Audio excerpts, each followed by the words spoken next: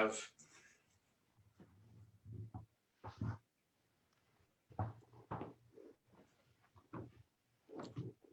Two minutes late. It's okay.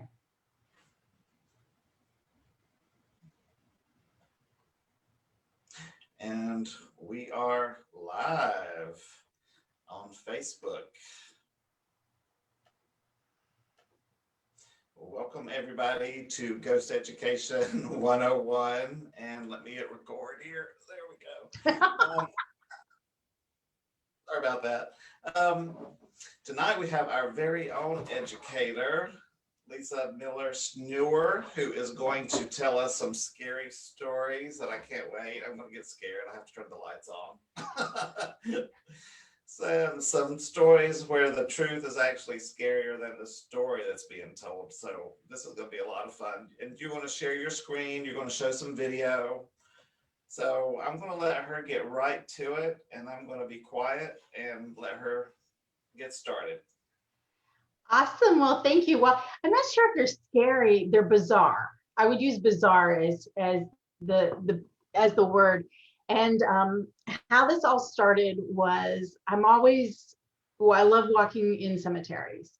And that's something that I talk about a lot, about how I just find cemeteries just beautiful and calming, but I'm also curious about the backstories. And so I would visit cemeteries and I would read the inscriptions and just want to know more. And I would get online and I would read the urban legend about some of these stories.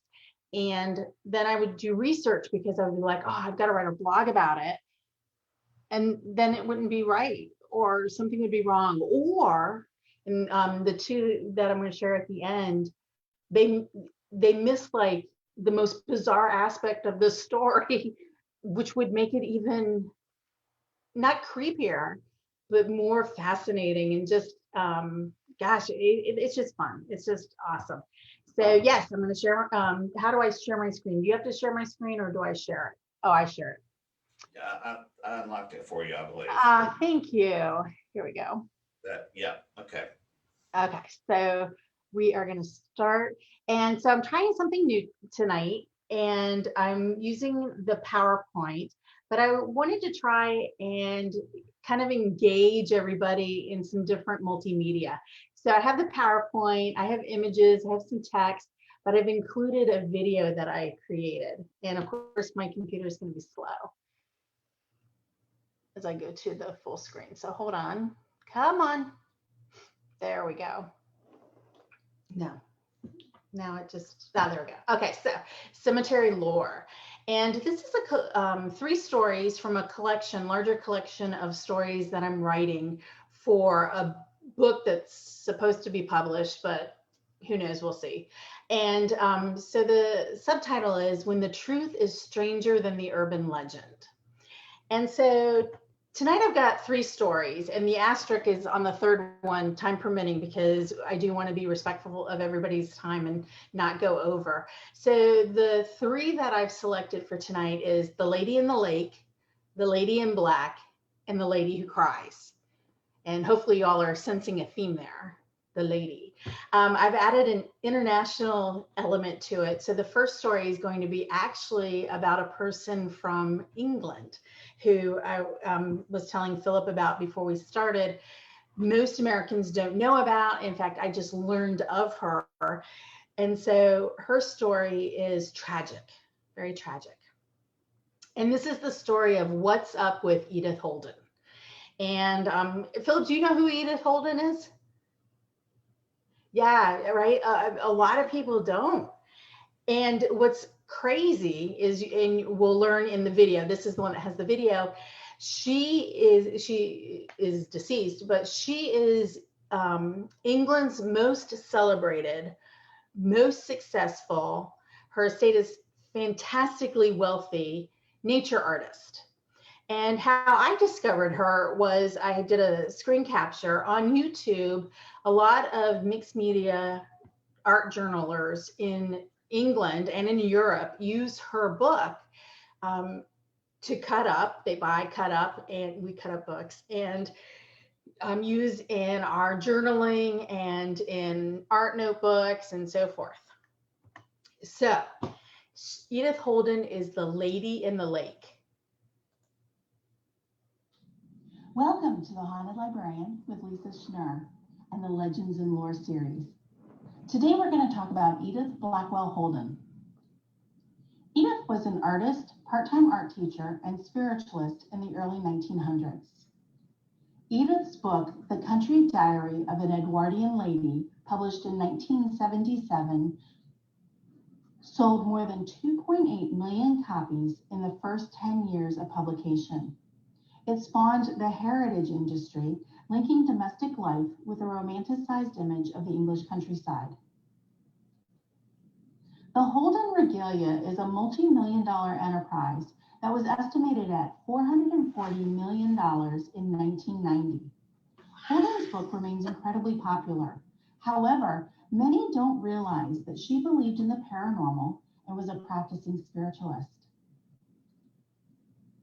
Edith was born into a family of spiritualists. Her father, Arthur Holden, owned Arthur Holden and Sons Painting Factory and was an essayist.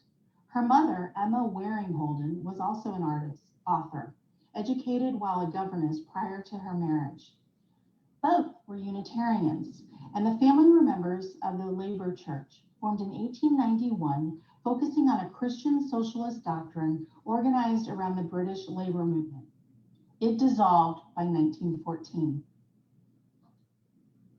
The Holden family was large, consisting of brothers Kenneth and Bernard and sisters Effie, Winifred, Winnie, Edith, Violet, and Evelyn. Arthur wrote extensively about spiritualism as it applied to traditional family roles. It wasn't until Emma's death by cancer that the sisters, along with Arthur, decided to attempt spirit communication. Spiritualism is an informal religious construct whereby members believe and attempt to communicate with the dead. The Holden family sought to make contact with Emma. Through weekly seances, the family took notes while asking questions, and at least one relative, Irene Barclay, witnessed the seances. In 1913, Arthur published a book, Messages from the Unseen. In it, he penned lengthy essays attempting to explain the hierarchy between the house servants and the middle class and the psychic abilities amongst the classes. Sadly, the book was published shortly before Arthur died, and the book was forgotten for decades.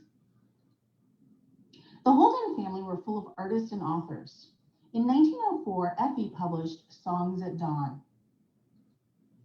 But it was Edith who benefited from a formal education.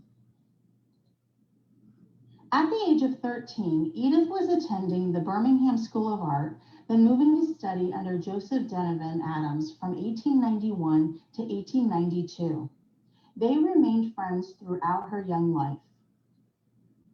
Edith found work and regional fame prior to her marriage. Edith accepted a part-time teaching position at the Solihull School for Girls, teaching art on Fridays to girls aged 14 to 17. She worked there from 1906 to 1909. Her instruction would evolve into the two books that have financially provided for her family for a century. Edith was encouraged to build upon the commonplace book teaching method, where students were given notebooks to track poems, recipes, scripture verses, and drawings. Initially, written prompts were used, but students were expected to begin incorporating their own prompts. Edith took the commonplace book and transformed it into a field book. In Edith's version, each student would maintain a nature field book, noting the environment around them while adding daily life. Edith's books were sectioned by month. The first page of each month was a colorful watercolor illustration. Poems, folklore, and Christian holidays would be included next. Short stories followed. Edith also noted how she got to school. Between the monthly entries, Edith would add more poems and watercolors. A field catalog came last to finish off the book. A draft book was completed in 1905, while the more well-known book was written in 1906 and titled Nature Notes for 1906. As with her father's these books were not thought to be critically successful and had limited publishing runs. That all changed in 1977. In 1977, a copy of Nature Notes for 1906 was discovered in a relative's home. Edith's great-niece, Rowena Scott, inherited the rights and has expanded the Holden catalog and memorabilia. The book was repackaged and published under a new name, The Country Diary of an Edwardian Lady. It was an immediate success, selling 1 million copies within the first year of publication. However, the great irony of this is that it is titled with Edwardian Lady. However, the Holden family members were not Edwardian ladies. When Arthur's writings and books were discovered and reprinted, attention turned to the sisters' roles during the seances. The young ladies used automatic writing in an attempt to communicate with their deceased mother, Emma. Edith also attempted communication with her spirit guide, Hope. Unfortunately, none of the notes from these sessions survived. In 1911, Edith married sculptor Alfred Ernest Smith and moved away from Birmingham, settling at 2 Oakley Crescent, Chelsea. Ernest was 7 years her junior and had a studio at St. James Palace. On the morning of March 15, 1920, Edith complained of a headache, but encouraged Ernest to head to his studio. Later that day, he returned home to find the table set, but Edith missing. He presumed she was out with friends. Unfortunately, she was down along the River Thames at Kew Gardens, where she lost her footing attempting to reach chestnut buds with her umbrella, and she drowned. Her body was recovered the following morning at 6 a.m. All of the sisters pursued careers as best they could in those times as artists, illustrators, and poets. Connections between spiritualism and nature can be seen in all of their work, but especially in Edith's. Further, many people seek out Edith's work and incorporate it into their own artwork. Given the immense success of Edith's book and a newly published edition of Arthur's Observations and Commentary on Spiritualism, the Holden family continues to capture people's imaginations. Thank you for listening to this segment of the Haunted Librarian with Lesia Schnur, my Legends and Lore series. Thank you very much. I'm so polite. Thank you very much. So Edith Holden just showcases how people in England are so much more aware of the paranormal and spiritualism and are more embracing of it and have it more, it comes up more in their popular culture. So I talk a lot about it in terms of TV shows, how in the detective series, that different ones, that we watch, they'll have ghosts or a paranormal investigator or teams and so forth. But Edith Holden, unfortunately, she died young. Her family was very prominent in terms of being artistic and writing poetry. And this one woman has this empire. She's the lady in the lake, which is kind of sad. So that's the first story. Any questions or? You are talking about automatic writing. Mm-hmm. I did some automatic writing and it totally freaked me out when my hand started moving on my own. So I couldn't imagine. And they did it weekly. So they would have these weekly seances and she would write. And Hope was the name of her spirit guide. Okay. And it's not thought of as being weird over there in England. Like when you talk about it and say, oh yeah, Edith Holden's family did this and she participated in seances and she did automatic writing. Whereas over here in the United States, we're like, man, the stigma of that. But I couldn't imagine, I don't know that I would want somebody to actually take a hold of my hand. Now, was it your writing hand or was it your non-dominant hand? Non-dominant hand is what you're supposed to do. Ooh, okay, yeah. and a lot of times with your eyes closed. Now, there's also inspired writing, which is different than automatic writing. Inspired writing is just, your guides and helpers are kind of putting the information into you. But true automatic writing is most of the time you're not looking at the paper, and it's your non-dominant hand just going to town. Yeah, my arm started twitching and hands started moving.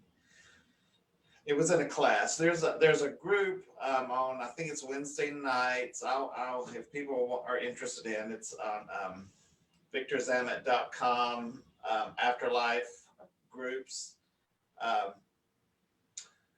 Friend of mine, Sheila, who's an author of mystery novels, does an automatic writing class. It's once a week or every 2 weeks. I can't remember the dates, but anybody's welcome to join the automatic writing class. But you can PM me afterwards, and I can give you that information. All right, I'll be quiet. Go ahead. Oh no, I think that's great. I just wish that what she wrote would have survived. Yeah. So It's true. Spiritualism and spirit communication was just like commonplace in England. Yeah. Compared to here, now there were a lot of like Harry Price that I mentioned. Now he did try to debunk a whole lot of mediums back in the onset of spiritualism, because there was a lot of shysters trying to get money out of grieving people. But they definitely were more open to it than we were here. Oh, I know. And now it's when you talk about it, people haven't heard about it here, whereas different cultures in different countries, they know about it. So, but I just thought everybody should know who Edith Holden is, because she's celebrated as this the $440 million is the amount is her estate, right? She didn't have any children. It's someone in the chat said has her books, so but yes. I forgot who said she had her books, but I do too, but it's packed. Or I would have shown you, because actually I have a few copies. I have like 3 or 4 copies, because I do cut them up and use them in my art journaling. And I mean, they're not that expensive to get, but it is just so interesting how she kind of started this field note thing too. But so Edith Holden, everybody should know who Edith Holden is. Okay, I'm going to mute and you get back to it. So the next one is the Lady in Black. And so here on the screen, I have in the top left-hand corner is the monument erected by the Lady in Black. And then I have a picture of Celestine Sibley, who was a journalist, and she is not the Lady in Black, but I am going to talk about how they're connected.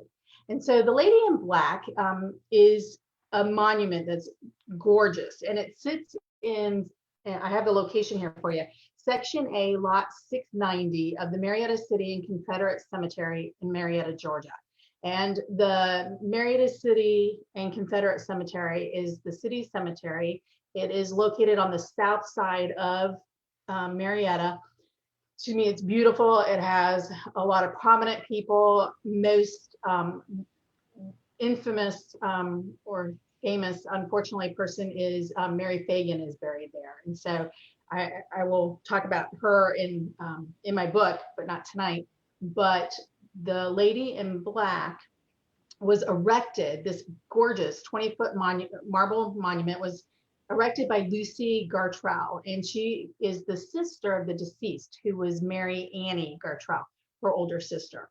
And so the urban legend is that Miss Gartrell, Lucy, would dress head to toe in black and walk miles to visit her deceased sister, which sounds okay until you start breaking it down and thinking, okay, so this is the I'm going to tell you more about Mary Annie, her nickname was Ankh, 1940s, and Lucy lived in Atlanta to Marietta, so that's a long distance.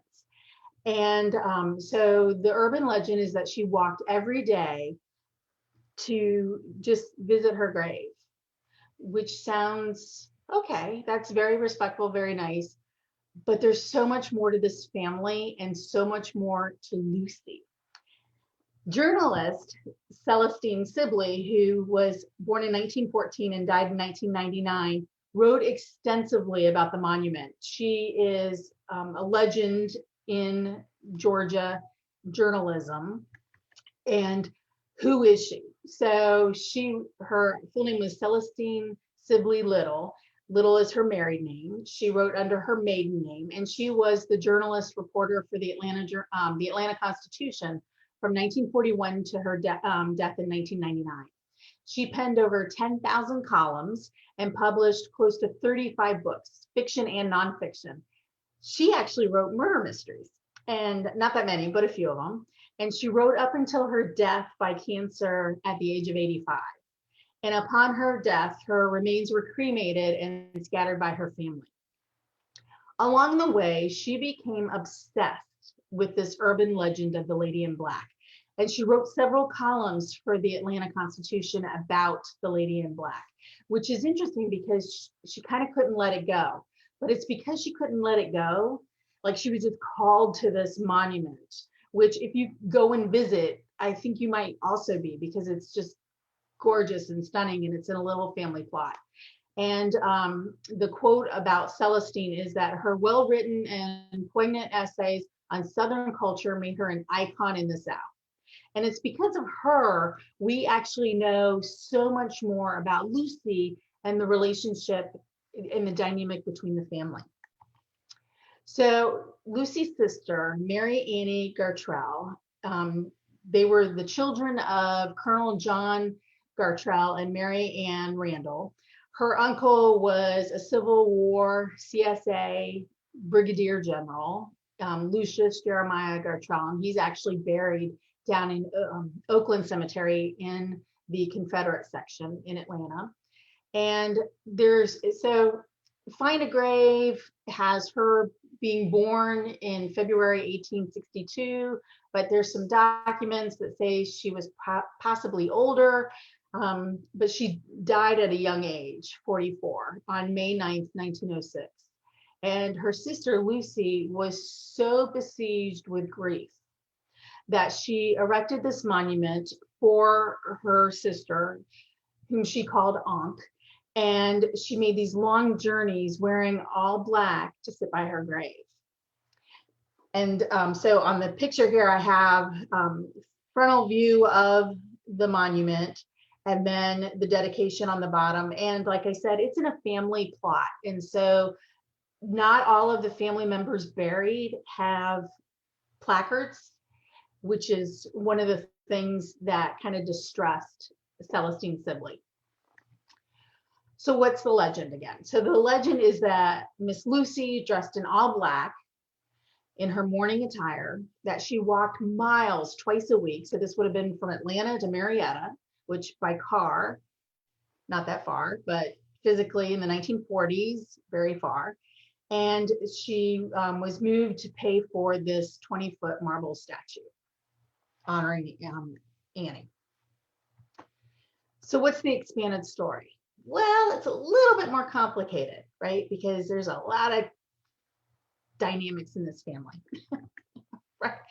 So who is Lucy? Lucy Amaritha Gartrell was born in January 1868 in Marietta, Georgia, and she died on March 11th, 1954.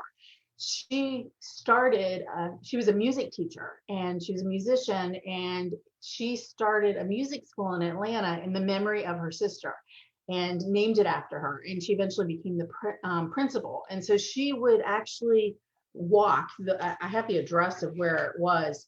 It was on Ponce. So the music school was at 506 Ponce de Leon Avenue, not that close to Marietta, and would walk. I think she probably took a bus, but I don't know. But the urban legend is that she walked. That's a long way to walk. Well, it takes yeah.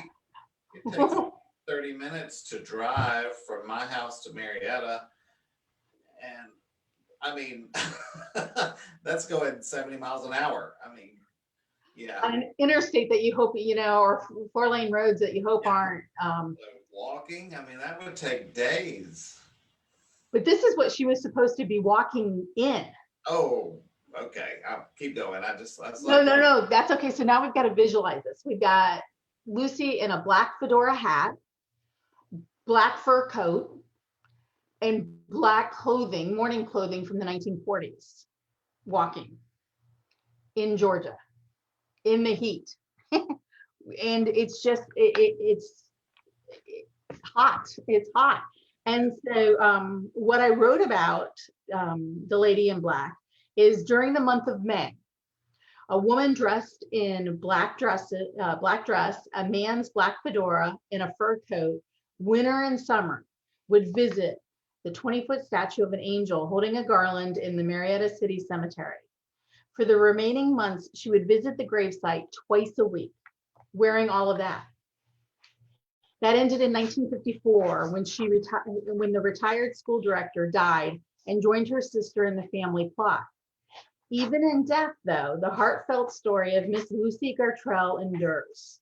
And so the Colonel, Lucy and Ann's mother and father, so the father, John Oswald Gartrell, and the mother, Mary Annie, had a lot of children. And so back then, 1800s, some of them, if they died in childbirth, they wouldn't be listed. And so the ones that we know about are John, Mary Annie, Lucy, Ina May, who has a little bit of some flavor that we're going to talk about, and Sarah Elizabeth, and then Joseph. So those are the known children. So the family were well known in Marietta. In 1990, the family was poisoned by 16-year-old Jim Walker, who was an African-American who was sentenced to 4 months on a chain gang for carrying a concealed weapon. The father, Colonel Gartrell, was the one who bailed the young man out and had him work off his bail on his farm. And I guess he was mad that he had to work off the bail, or for other unknown reasons. He poisoned the entire family by placing poison in the tea kettle. And he was arrested in May of 1890. So the family's been poisoned. They all survived the poisoning, by the way. It was not a lethal dose. But several of the children died young. And so John died at roughly 30 years of age. He was in bed, an invalid for most of his life. And he suffered from an undisclosed ailment that lasted for years.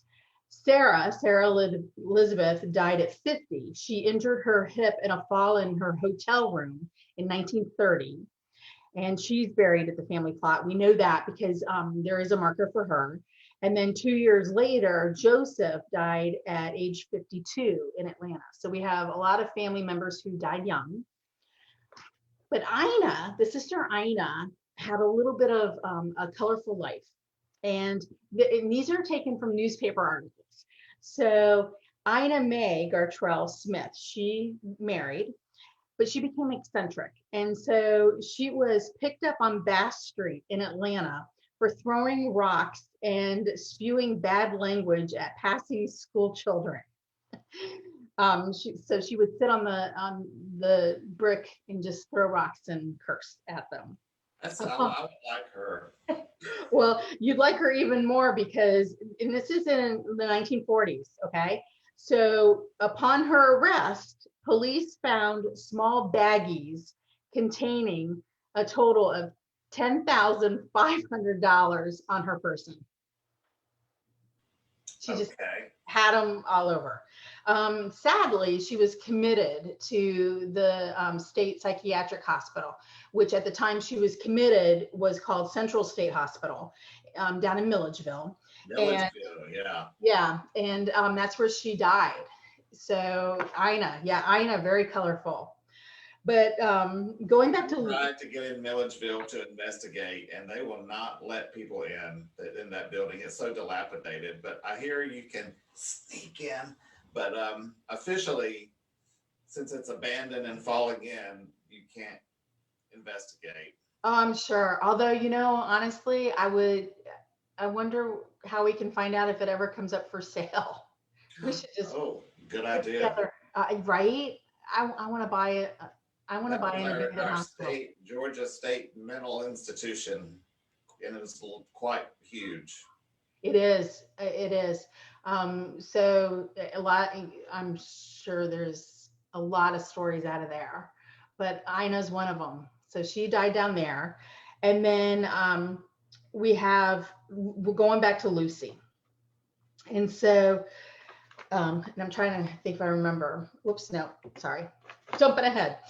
So Celestine, going back to how she was fascinated with her. She was just curious and wanted to know more about the connection between the two sisters and the grief amongst Lucy. And so it's still a mystery though, because Lucy died. I'm trying to get my place because my lighting's a little dim, sorry. So she founded the Annie Gartrell Memorial School of Music on her behalf. And if you go through the old newspaper articles, you can actually see the ads when they would be accepting females into the school.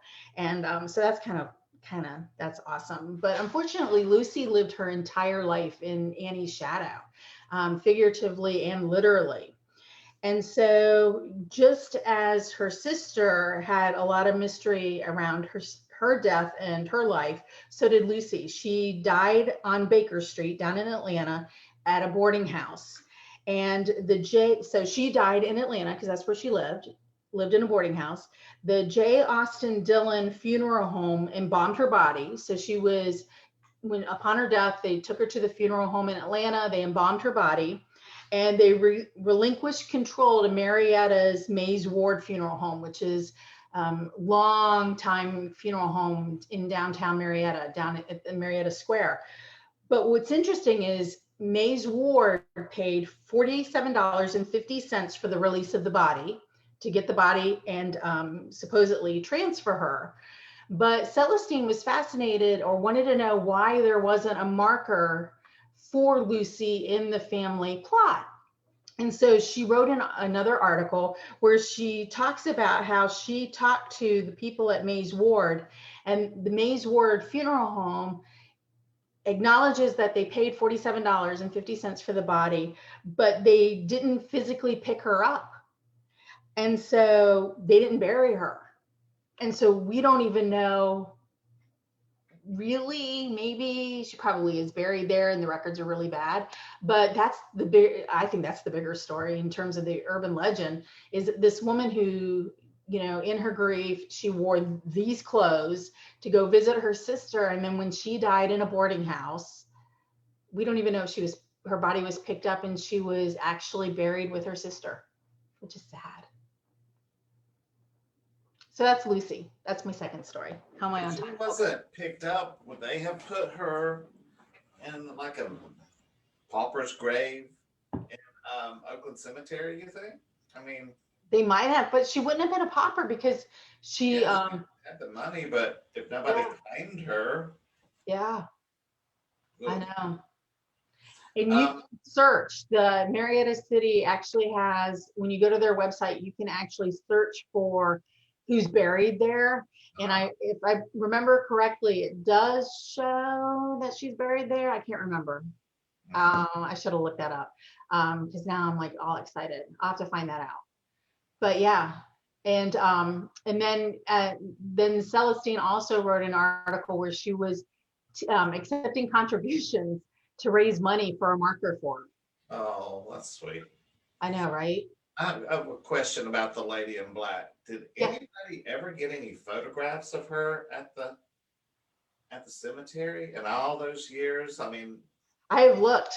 I've looked in the archives for the Atlanta Constitution, the Atlanta Journal, because so 1944, for 10 years, from 44 to 54, she did this. And no, Marietta Daily, you have to do microfiche, and their library just reopened. So maybe one of these days when I get back up there, I might have to go visit and see if I can get through the microfiche or the microfilm. That'd be great if you could find a photo. I know, right? It's just, and there's not really a lot about or photos from the family either, because I'm not even sure. Not that many of the siblings actually had children. So sad. Sad. Any questions about Lucy? I just love the story of Lucy. I think she's more or should be more celebrated. I mean, her sister's nice and all, I guess. But the dedication is just there. You took me to the cemetery and I got to see these. All right. I have some photos of that big statue on my Facebook page. Isn't it gorgeous? Yeah, it's beautiful. And there's a creepy energy too around that big statue. It just feels odd to me. Yeah. I just thought it felt odd. And there's a bench in another of the family plots near it. And so when I would go visit, I would just sit at the bench, and I just love it's a nice unfortunately the paths are not flat, and so you do have to be a little bit careful when you're walking and everything, but it's a very walkable cemetery. It's not as stunning maybe visually as Oakland, but it's got some heavy hitters in there. Some big names in Georgia history in there are buried, and then Mary Fagan, which is tragic. She's buried there, but and it's still a cemetery that is still in operation. Yep. So my final story, I don't know if I'm saving the best for last, but I'm saving the most far-stretched creative license of the urban legend that was taken on this one. And this one I showed you also at night. We saw through the light because the cemetery was locked. And this is The Lady Who Cries. And so this is Mary Meinert. I don't know if that's how you pronounce the last name, but that's Meinert is what I'm going for. And it is a beautiful, another gorgeous monument of a mother with two infants in her arms. And so the urban legend around this one is, first of all, the location of it. It sits in St. James's Episcopal Church's cemetery, which they have two cemeteries, and this is the smaller one. This is the cemetery where John Benet Ramsey is buried. And if you're looking at this monument, John Benet would be is not in the picture, but over in the right hand side in the back corner is where she would be. And so this sits right outside the Marietta Square on Polk and Wynn. And the urban legend on this is just so sad. And I'm going to flip. I'm ill prepared, it seems like, because I'm trying to link. Yeah, okay. Didn't want to give it all away. So this is what I wrote about this statue. In an article extra feature in the Atlanta Constitution published on October 31st, Halloween, 1985, the circling of the Mary Meinert statue must be done on a rainy Friday evening falling on October 13th. So it has to be October 13th, it has to be raining, and it has to be a Friday, and you circle it. And at precisely midnight, when the statue, you circle it and the statue will cry. It will shed tears. That's the urban legend. And she is supposedly crying for her infant twins, mistakenly reported as a boy and a girl. And so the children are supposed to be a boy and a girl, and she's supposed to be crying. And I found through some research, Meinert and her husband actually they did have twins, but they were girls. And they were born 4 weeks before Mary's death. And so another source, if you go on Google, right? If you go on the internet and you look up the different urban legends on what you're supposed to do around this gorgeous statue, another source says that the statue cries on Friday the 13th in any month. And so it doesn't have to be raining, but if you go on a Friday the 13th and you walk in a circle around it, you recite a rhyme and she'll start crying for you. And so the article summaries different renditions of this urban legend. And one includes another legend includes that Mary was inside their home and she was on the first floor, and the twins were upstairs and a fire erupted. And so one urban legend is that she ran upstairs to get the twins, the infants, and all three of them perished in a fire. And so that's another urban legend. And so she runs up, but doesn't save them. Excuse me. As a side note, there is no evidence that supports that the minor home had a fire. That I did do extensive research on in the Marietta Daily and the Atlanta Constitution and the Atlanta Journal. And I actually contacted the cemetery and got some information about it, because it doesn't say who's buried with her, but there are twins buried with her. And like I said, they died 4 weeks after she died, because there's another urban legend that says that she died in childbirth. So we don't even see the infants, that all three perished in childbirth. And then yet another legend says that she's the one who died in childbirth and the twins survived, which is the most likely scenario.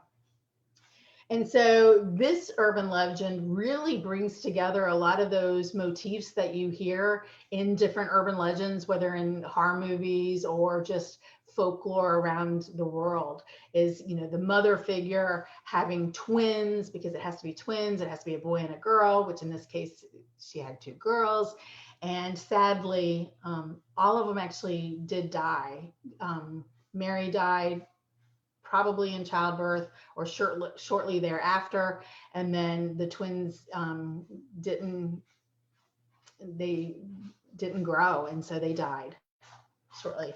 And so here I have, actually, this is the PDF of the Halloween extra from 1985 that lists some of the other stuff, the Halloween sampler of different stories. And over on the right-hand side, we have the statue of Marion, was her full name, Marion Minor. She was called Mary, with her infant twins. There's no evidence that she cries. You cannot get into the cemetery at night. It is locked.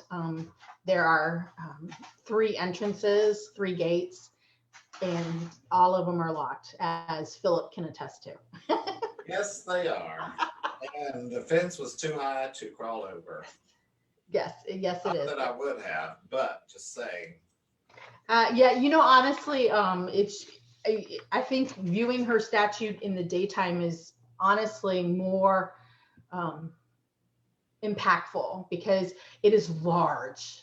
It didn't come out in my pictures when I tried to take it at night, just sticking my camera through the fence. That came out blurry, so I don't have any of it. What year did she die? What year did she die? Let me see. Oh, I don't have it on this one. I have it on another PDF on my other computer. And it would 40s, 20s. Yeah, it would have been the early 1900s, I believe. Actually, I will look it up in a minute. So that's my, look for more cemetery lore forthcoming. Yeah. But yeah, let me look that up. Could have been malnourished or something. I mean, back then, depending on when it was, they could have, just not had prenatal care and trying to develop twins in a womb back in those days, they're telling. Oh, I know, right? And what's sad is there isn't a marker for them. And so when I did email the cemetery and inquire, and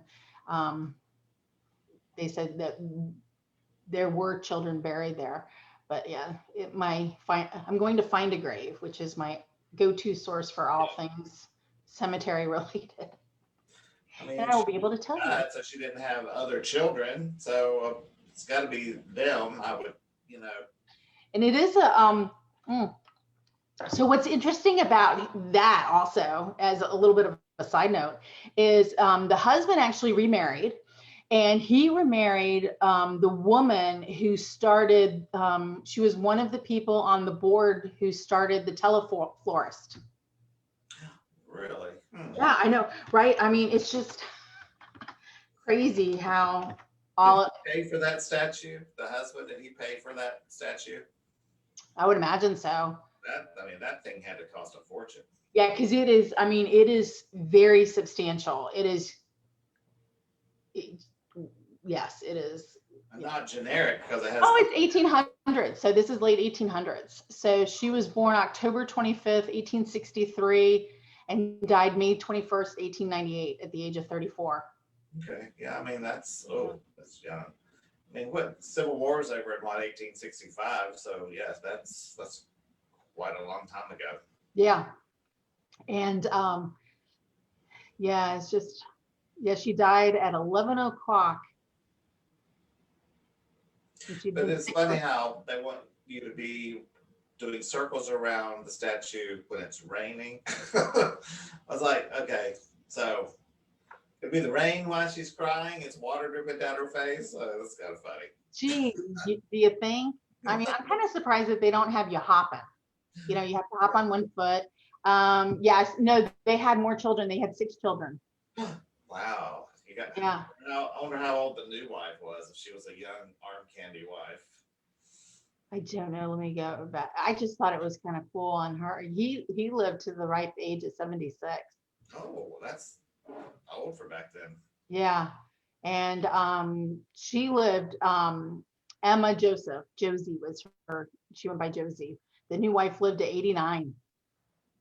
And there was a statue of a woman in the hometown I grew up in North Carolina with the same kind of story. If you ran around her 3 times at midnight and looked at her, her eyes would follow you. I was like, well, probably because you're dizzy from running around the statue. I know we did it. I mean, I remember doing it, but I don't really remember, anything scary happening. But I remember we did it. But I don't know what the statue was for, who it was for so long ago. I don't remember. Well, they just, it's the bastardization of the folklore, Yeah. and you tweak it to your circumstances and everything.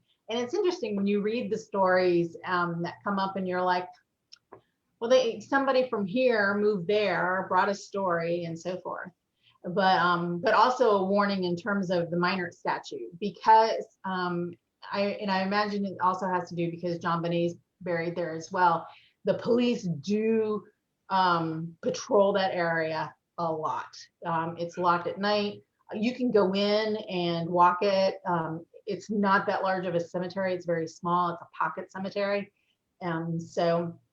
But they just do not play around at night. So please don't. Because there's nasty people that would probably graffiti her grave or something. You know how people are. So well, they've chipped at her, like her nose on the statue's gone, and it's not like it was wear from rain, but chipping and stuff because of the urban legends, probably because when you go visit a grave, you're supposed to chip off something and take it home. You do that. Nope. But it really is, it's just, and these are just 3 stories that I found of so many more of the history of the family. I mean, a family where they're all poisoned. That is, man, that should be like on the plaque right next to it. Yeah, that's survived poisoning. Poison with what? Does it say? No, I did not find what it was. And he wasn't very good at it, so probably arsenic was like the easiest thing for them to get a hold of back then. So yeah. Well, and it was a farm, so they would have had it. Oh yeah, because it's kill vermin and things. They used arsenic. So yeah. Arsenic and old lace. Remember the plague? Oh yes. Oh yes. And those are that is the name of a doll in the Olmsted County Historical Museum up in Minnesota, because inside the doll she has arsenic in her. And so when the curator, I talked to him, I've interviewed him, because every year in October they do a creepy doll contest where they bring out 10 contestants from their collection, and you can vote. Oh, I know, right? And they wear gloves when they handle her, and she's beautiful. Well, they're all beautiful. They're all beautiful. But I was watching this documentary. They use arsenic to embalm people. Wouldn't surprise me. This documentary, Surprise them out probably. this documentary, they had to disinterm this man after 41 years for a DNA sample. And, you know, they're filming, they had to open it outside in the parking lot. They made a makeshift examining room because of the odor was so horrible. But apparently he was quite well preserved for 41 years. And the funeral director said, wow, they must have embalmed him with pure arsenic. Wow. And I did not know that they used that as an embalming agent. I did not know, but I might have. I think I'm feeling inspiration coming on for an article. That was that documentary about the Hicks babies, about that Dr. Hicks who sold babies up in North Georgia back, yeah. But they had to dig him up for DNA. It was kind of gross. But anyway, it's a good documentary. You know, and it's interesting too, because over in England, and I don't know if it's custom here in the United States, but over in England, when they dig up the bodies for examination and so forth, they have to do it at, or they don't have to, but they do it at dawn for, you know, yeah, out of respect. And I forget, and I have it in a note in one of my notebooks as to why, because again, the detective shows that my husband and I watch, yeah. They do have these elements of the paranormal in them, and it's just so exciting. He could care less, but me, I'm like, oh. Yes, your husband, a non-believer. Yeah, very much so. We need to conjure up something for him. Yeah, no, I need him to stay alive. I didn't say it had to be a bad conjuring of anything. Maybe I can send Paul to go visit. You want to go visit her husband? If my office was not a mess, I would turn the camera around to the two dolls that I have on the bookcase, and I have a third one to who is still packed, and they could say hi. Somebody was asking me, Victorian era spirit communication, these spirit slates, I'm not sure if anyone's familiar with that. It's well, slate, they called them slates back then, but they're chalkboards today. And there are two that are connected together. Mine are done with magnets, but back then they would wrap a ribbon around and tie it, but you would put chalk in between the two slates, tie the ribbon around it, and ask for the spirits to leave a message, and then untie the ribbon and see if they wrote anything with the chalk. That was a Victorian. I haven't got any messages on mine yet, and I've had them for about 3 years. So, you know, it's fascinating. It a long time, but it could happen. Well, and I think that it might not necessarily work, but they were just so open-minded to try it. Yeah. And if it worked, they celebrated it, and we're like, yeah, well, you know, let's try this again. And if it didn't, it's like on to the next thing. And it's watching period mysteries in that time of that time period are also fascinating too, because they would experiment like that. Oh, sorry, my dog's barking. Every time I start mentioning Paul, the dog starts barking. Oh, sorry. So sorry about that. No, mine's just trying to see if there's any right here. Any questions from anybody? Oh, Kay Thornton, I don't have my glasses on. Thornton said that Victorian wallpaper was full of arsenic. I didn't know that. Well, it's a preservative. I mean, you know. Yeah, paste. Paul must be in the kitchen. My doll. Are you in the kitchen?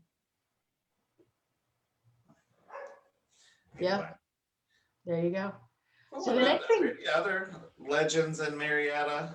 oh, there's a whole bunch, and they're all on my laptop. But so one is, and I just briefly reread it. Stolen paintings. There's this wealthy family, also buried in the same cemetery, St. James.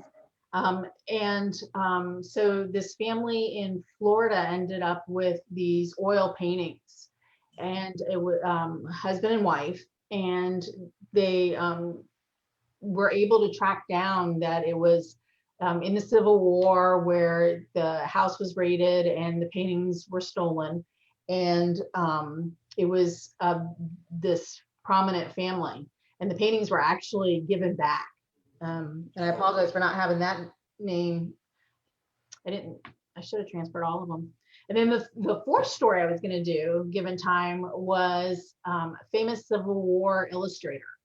He was from New York, and he would go out and draw the battle scenes. So, Oh, wow. yeah, trying to capture, because to set up the cameras was just too much. It was Yeah, just because they were like big boxes back then with the cloth over the head. yeah, and then to develop it and everything. So he traveled with a lot of famous generals and would sketch the different battle scenes. And he was friends with Governor, I want to say Adams, governor of Georgia, and then the son was eventually governor of Georgia, and he was friends with the son. And so he had ailments, and doctors advised him, go down to the South. That's, that was one of the remedies. And so he was down in Marietta, and he was visiting with the former governor, the son, who was the former governor, and his wife, and he died. And so the family contacted his family up in New York and said, he died. Come get him. Or wouldn't you like him? And the daughters' husbands were supposedly going to get on a train and travel down to Marietta to pick him up, and they never did. I laughed, but it's sad. Long time back Yeah, then. well, and the expense of it, because to embalm them, to have them prepared for interstate travel on a train. Yeah. And so the family paid to have him buried at St. James's Cemetery. And so he is buried there as well. And So I don't somebody has an interesting question. Robin Wolf is going to the Myrtle Hill Cemetery in a few weeks in Valley City, Ohio, to visit a witch's grave. Any suggestions? They say that the place is haunted. I don't want to make her mad. Should I bring her flowers? I don't know. What do you give a witch to appease them? I don't know. Flowers would be. I mean, anything is a show of respect, I think, is enough. I mean, if I've taken tobacco to, Native American places before and given it as a thank you for letting us come here. We're here with the highest respect, and I sprinkle it on the ground. Done that kind of thing before. Well, maybe if you know the decade or the century that she was alive in, and see what would have been considered maybe a luxury, or something that she, like tobacco for Native American Indians is respectful. So if you have something that would be personalized maybe to her. I have Newt. That would be a good oh wow, Angel's trumpet. Is that a flower? What is That's that? that flower that the kids like. They're gorgeous, and I don't know why people use them for landscaping, but people like to steal them and smoke them and then die from. It's like, why would you put that in your front bed? You're just I was just being very polite, and when you go to visit this grave, you don't want to tick off anybody, that's for sure. But people that are not familiar with Marietta, it's a really beautiful old town here in Georgia. Tell them a little bit about. I mean, that's where you lived before you moved. Up until April 26th. Yeah. Yeah, it's Marietta. It started out as it's northwest of Atlanta, and it actually started out as a resort for healing ailments. And so wealthy people would go to Marietta to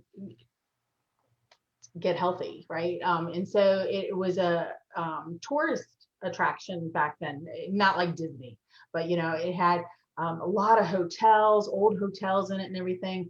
And so it has a very cute, quaint square, proper square that has shops on it and restaurants and everything. And Marietta actually, when the Civil War started, the Confederacy wanted to make Marietta the headquarters for the Confederacy. And they approached one of Henry Greencole, who owned a lot of land, and wanted to buy the land for the headquarters. And he was anti-slavery, anti-Confederacy, and he refused to sell them the property. And that's actually how they ended up in Virginia and left for there. But the hotel, the Marietta Conference Center is now it's a Hilton hotel. Started out as a military school. It has a lot of history there. Brumby rocking chairs are made there. It has a lot of old Marietta history and in it, which kind of prevents it from growing in some ways, but it's starting to be more progressive, and it has one of the largest Union cemeteries, which is what the coal land became. He sold it supposedly for $1 to bury the Union soldiers, and it's still a cemetery that is active today. Oh, that one we went to with it was beautiful. It was just beautiful. And that one you can go to at night because it has the arches, and it's, you can drive in and people walk their dogs in it. So it's like more of a park thing. And if you look at old pictures of it, it used to have a pond, which it doesn't anymore, which has become grave sites. So you have that, you have the city cemetery, you have the Kennesaw House, which is where the stealing of the general. Universe, please. Andrew's Raiders. Please, Universe, I want to investigate that building. I know. I keep forgetting about how we've got a scheme to get in. And and that's the Marietta History Center that has the bedroom set up when Andrew's Raiders, that was the group of men who stole the general, the locomotive during the Great Train Robbery, which became a Disney movie. And and it overlooks where the railroad tracks are. There's a lot of history and a lot of lore and a lot of activity in Marietta, not just because of the Civil War coming through there. Sherman unintentionally burned down the city. He didn't mean to, but it was windy that night when they wanted to do the one building as the we'll show you this is what will happen. So we're going to burn down this one building, and oops, town burned down. You mentioned the Brumbies.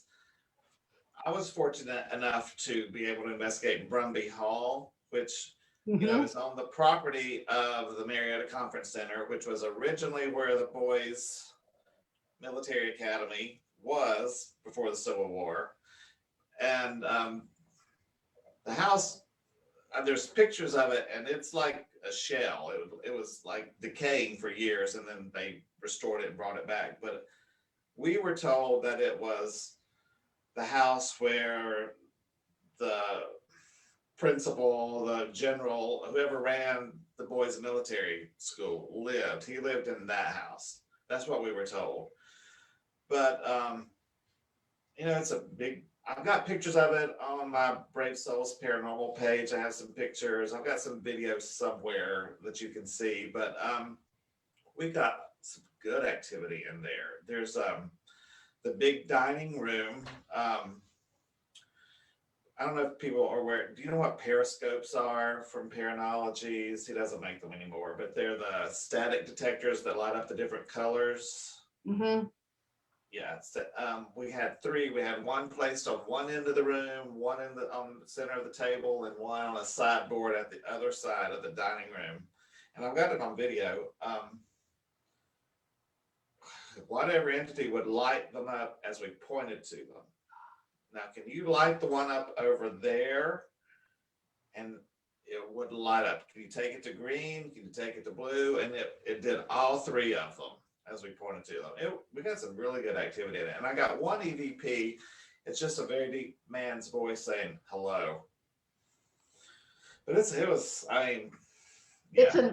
it has been beautifully restored. Yeah. And I think probably what helps it is that the community honors it. There's a tradition. My daughter just graduated from the high school, and for prom, the seniors have their picture taken in front of it, and so it's a piece of property that is honored and respected, and people go there in reverence, and it's got beautiful gardens behind it, and it's right adjacent, or it sits on the same property as the hotel. And I'm gonna put a link to Brumby Hall in the chat. Hold on 1 second. Okay, go ahead. yeah, and it's just Marietta. I think it's one of those sleeper communities that had the heyday with the resorts, and then the resorts kind of died down, and then it became Lockheed Martin came in. So in the 40s, the bombers were built at Lockheed, and so they built the homes for small single family homes for the workers, and so it became kind of like a middle class suburb of Atlanta, and it's kind of now finding its way, I think, with restaurants and stores, art galleries, and it's just lively. It's not lively 24/7. It's not lively every weekend.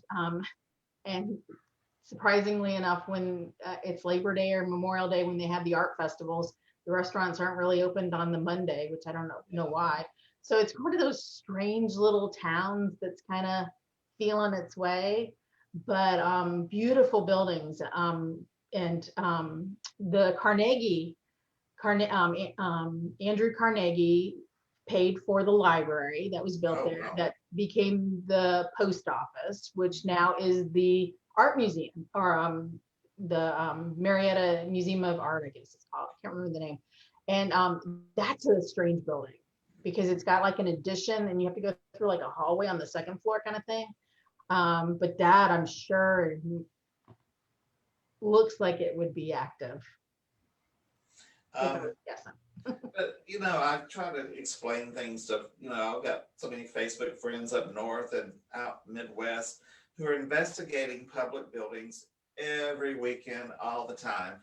You just can't do that here. Mm-mm. I mean, they are so closed-minded and don't want the haunted reputation. It is so frustrating.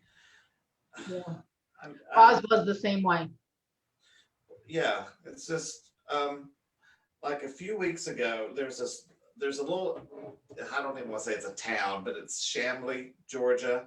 I mean, it's like two little street. I mean, it's like, a crosswalk, but there's a restaurant there that I go to for Sunday brunch sometimes, and I always do a Facebook check-in when I go to places I like, to kind of help, show support.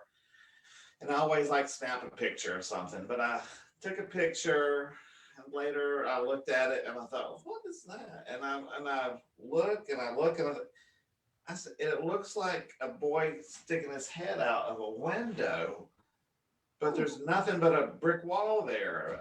And I keep looking at it. I showed it to a friend. I said, what is that? Like So I thought, I'm just going to send it to the restaurant. So on Facebook Messenger, I said I was, there a few days, last Sunday. I took this picture and I said,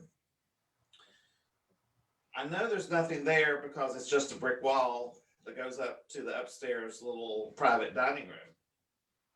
I said, is there any way you can debunk this and tell me, is there something there that I don't remember being there, blah, blah, blah. So got a response, and I don't know if it was the manager, but said, wow, it took me a second, but then I saw it. It said, to be absolutely honest, we have had a lot of strange, unexplained activity in this building over the years. And I said, do you know any of the history of the building? Because I know it's an old building. And I don't know if it was a him or her. I don't know who I was actually talking to, but sent me a link to some history of Chamblee, and there was a huge military camp there called Camp Gordon. I had no clue about it. Hundreds of thousands of World War I soldiers would get off the train. The train tracks are right across from this building. Go into this building. How'd you put it? This was the one of the higher ups in the military, not just your average soldiers, but the higher ups would go in there to do meet and greets and check-ins. And then she Like said an officers club? it had been all kinds of different incarnations in this building. So very possible that there's something in there. And I said, would you be interested in a very professionally done free investigation? And they said, well, here's the owner's email. Just email her and see, I said, okay, great. Wrote a nice email, gave her links to a paranormal teams page. I said, we actually investigated a restaurant in Ackworth, Georgia, because their employees were quitting constantly because they would go down to the storeroom to get the beer in the basement, and the man would be down there and scare them and they would leave. So we had to get rid of the man. And I said, I said, we can, do a very discreet investigation. Not one word from this owner. No. I was like, really? I was like, at least you could have said was like, no, not interested, but.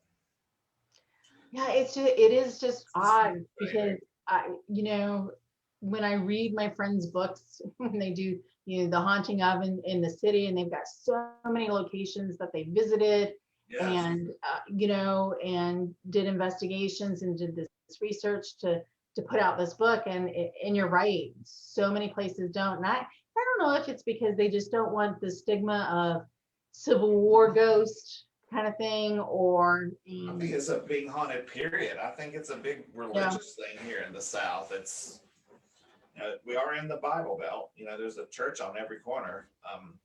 yeah, but I know a really big guy in the Christian religion who rose from the dead. So and was one of the biggest mediums that ever in history. They wrote about. Yeah, it. but let's and angels. They're big on angels and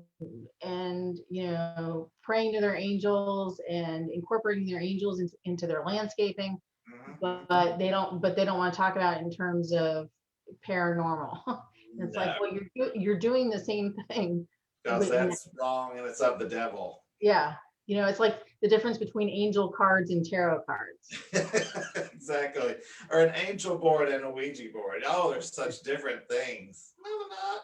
No, it's all the same.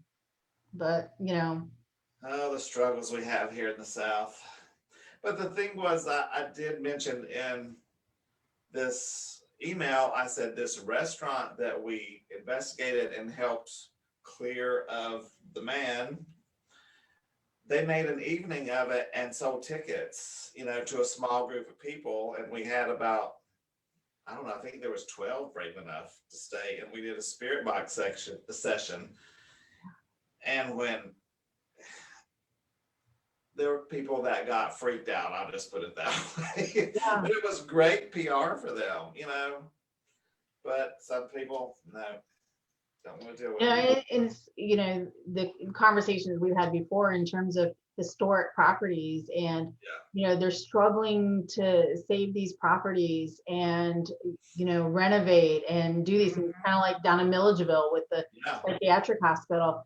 And it's like, if you tapped into this other stream of income, you would be like floored with the income it generates. Well, look at Steve, one of our educators at the tavern that he works, Hanover Tavern, that they're always doing these fundraising things. I mean, oh my gosh, it brings in tons of people and income. Yeah. And there's so many people too who are curious about it. They might not have made up their mind, but they're just curious. And for whatever reasons, shows, reading, fiction books, nonfiction, and it just opens it up to not only the field to a whole group of people, but I have talked to so many people of different historical societies, and they tell me, they're like, the money we make put on the roof, the money we make, Exactly. repurchase the furniture that was sold off when when it was in through probate, and and they want a historical accuracy. So if you want to preserve history, Yeah. then it is one of the most viable ways to do it. But yeah, they in the South, they just don't. Talk about it. No. Yeah, it's like, no thanks. Yeah, I mean, there's a building on the Stone Mountain property that's got a haunted reputation. If you read about it, it's not a big. They've moved this structure there. It's a house. There's a history to it. I can't remember. You'd be interested in it if you looked it up. And I even emailed them and asked if we can do something there. No response. I mean, And some of the places did. So like Kennesaw House, which we're, trying to be creative on how to get in there. It's not like they didn't at one time do it and have investigations, because they did. And I don't know if it's if they got blowback or pushback from it, or what happened for them to be like, no, no more. Yeah, and I know the one team that them too. We know them together. Investigated it years ago, and I know they were respectful. I mean, they probably just sat there and stared at each other most of the night. But so I know they couldn't have done anything that would have been a turn off. So I don't know.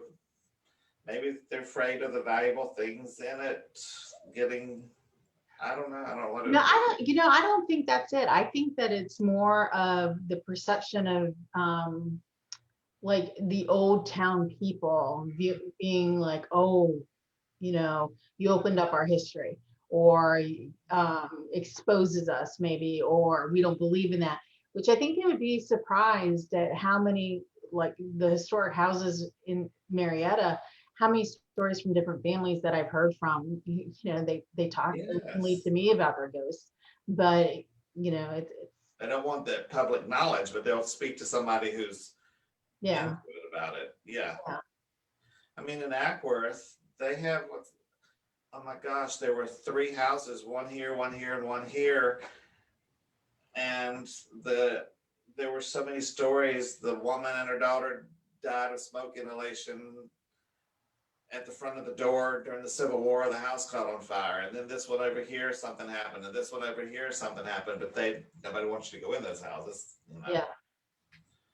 It's like, why tell us all this good stuff if you're not going to let us do anything? Honestly, I think some of it is to they don't want to find out that the story isn't true. Could be. Because that is one of the luxuries about having so much like ancestry, where I find a grave in Ancestry are my first 2 places I go to, but getting into the newspapers and the archives and reading the newspaper stories about the family who's poisoned, that came right out of a newspaper article. And so when you can verify the facts and find the truth, some of the stories aren't correct. And we see it on TV with the paranormal television shows. Their stories are not correct.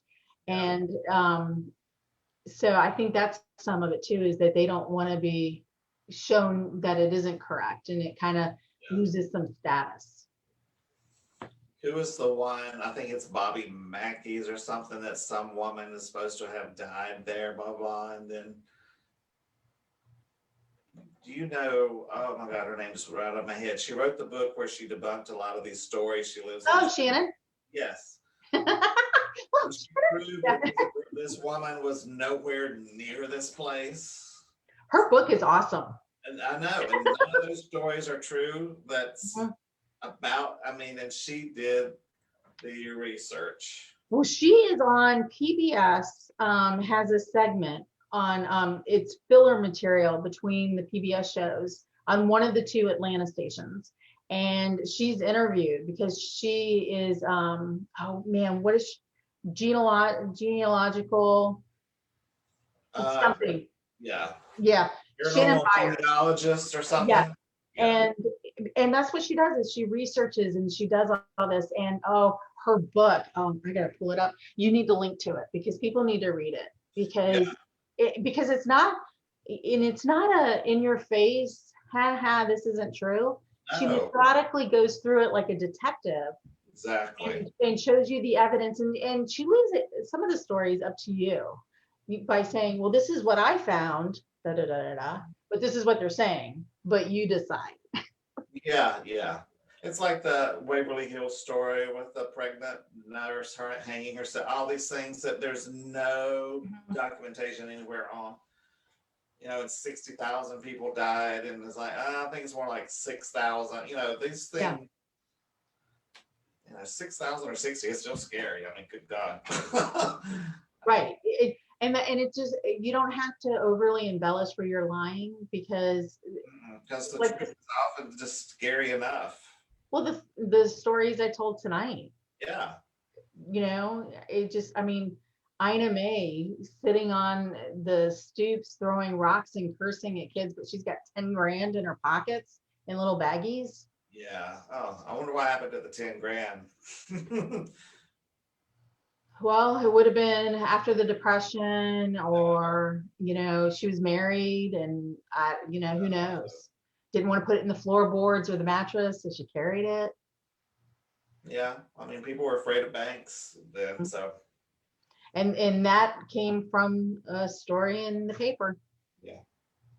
Another historical place, Jesse Lisk with Pitt and the May Stringer house. I mean, he's brought more money into that place with the paranormal investigations I mean, it's amazing what a little ghost story can do for a location. Telling you, Philip, we got to buy that psychiatric hospital. Oh my gosh, yeah. We want to buy a hospital. So if anybody knows of an abandoned hospital, abandoned property. Well, another one here in Atlanta, but Emory Hospital owns it, is the Candler Mansion on Briarcliff Road. Yeah. That was also Georgia Mental Health. People go on maybe YouTube and look at, is it Candler, Chandler? CH. Okay. Candler. No, Chandler. Is it Candler? CH. Candler. Yes. Candler. Because he was the CEO of Coke. He was the son of Asa Candler. Yeah, he's buried in Oakland. And the son built this gorgeous mansion, and it is literally rotting. But they had turned it into Georgia Mental Health Facility, and then there's and it's all just abandoned. They do film some movie or TV shows in there. I think there was one spooky show they used to film here in Atlanta. I can't think of what it was, but if you go on YouTube and look it up, you'll see the shows that they filmed there. I would love to investigate that place. I mean, they had a zoo and Candler, Candler on Briarcliff Road, Druid Hills.